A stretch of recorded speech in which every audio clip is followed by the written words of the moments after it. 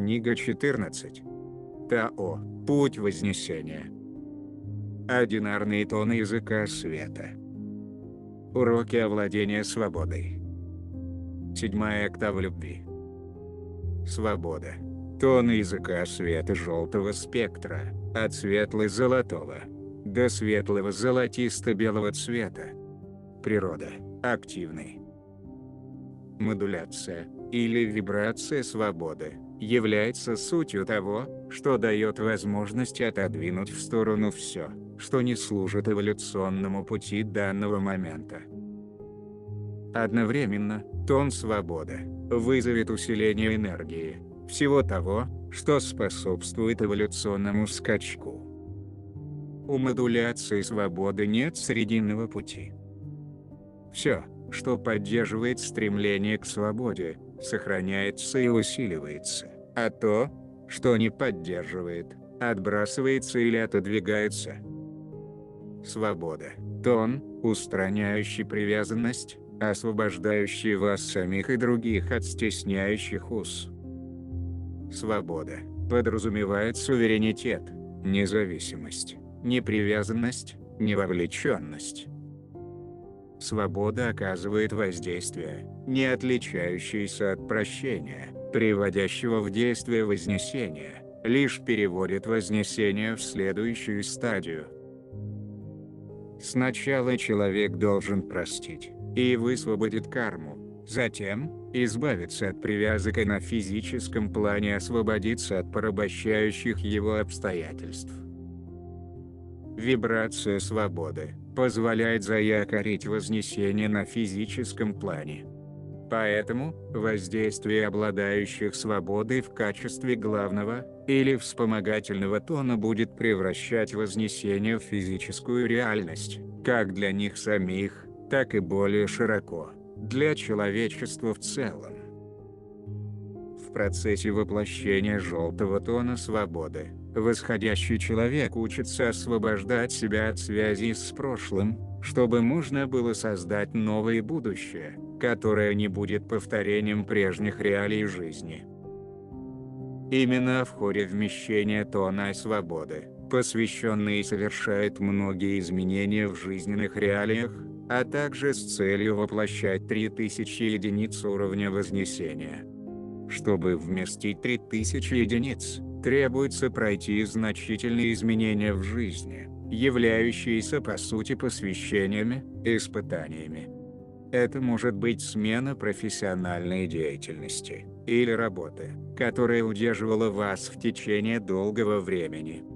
Возможны кардинальные перемены в личных отношениях, в семье. Также могут открыться возможности покинуть регион, жилье, где человек проживал какое-то время, или уйти из псевдодуховной организации, не отвечающей интересам вознесения. Все подобного рода перемены требуют, чтобы тон свободы высвободил связи, которые заставляли возносящегося продолжать давние, удерживающие его специфические отношения, уже после того, как карма с ними была полностью закрыта. Свобода в действии, текущая через бодхисаттву, омывает тех, кто уже подготовлен к вознесению воспоминаниям о свободе. Ваше творение, и сама Земля, а также человеческая жизнь – это разновидность тюрьмы. Помня о свободе, и только обладая этим воспоминанием, посвящаемый может начать восстанавливать память о вознесении.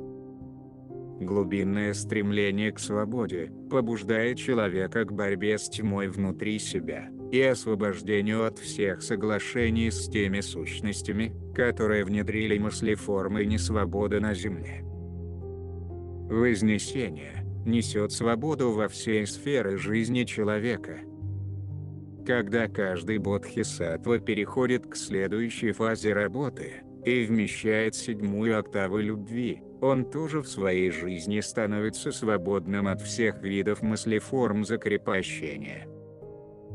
Это приводит к совершенно другому стилю жизни, отличному от того, который посвящаемый и человечество ведет сейчас. Для некоторых это может означать отказ от всего, и путешествие в соответствии с руководством духа. Для других – объединение с другими людьми, для формирования нового типа сообщества.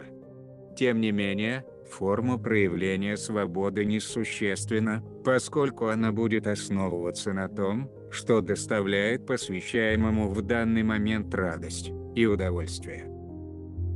Свобода дает другим возможность по своему выбору манифестировать любое творение, даже если оно проявляется для бодхисаттвы болью. В глубоком понимании, свобода – это принятие любых истин, выраженных внутри самого себя и всех остальных, на всех планах реальности. Омывая других такой вибрацией, она дает им полное разрешение быть тем, кем они являются в данный момент, и выражать свою уникальную истину. Это позволение помогает посвящаемым вспомнить, как, безусловно, принять все выражения истины вокруг себя. Совершающие вознесение могут призывать седьмую октаву, чтобы растворить узлы, связывающие их с людьми или обстоятельствами, мешающими их вознесению.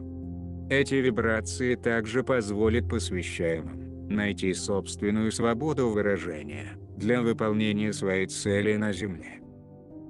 Признак неудачи овладения данным тоном – неспособность привнести в свою жизнь изменения, которые кармическое завершение предлагает всем на пути вознесения и на физическом плане. Иногда люди привязываются и становятся удобными, и намного легче остаться в тех же самых отношениях, чем принять перемену. Временами некоторые посвященные отклоняют тон свободы, ибо испытывают страх перед изменениями, неизвестностью. Особенность данного тона в том, чтобы научиться владеть кармическим завершением. Перемена – это необходимое условие завершения. Если вы не в состоянии полностью завершить отношения на физике, то этим только порождается большая карма с другой стороны, продлевающая отношения на еще один цикл. Если полностью отклонить тон свободы, то восходящий окажется не в состоянии в достаточной степени высвобождать привязанность или осуществить в своей жизни соответствующие изменения, чтобы вознестись выше определенной точки.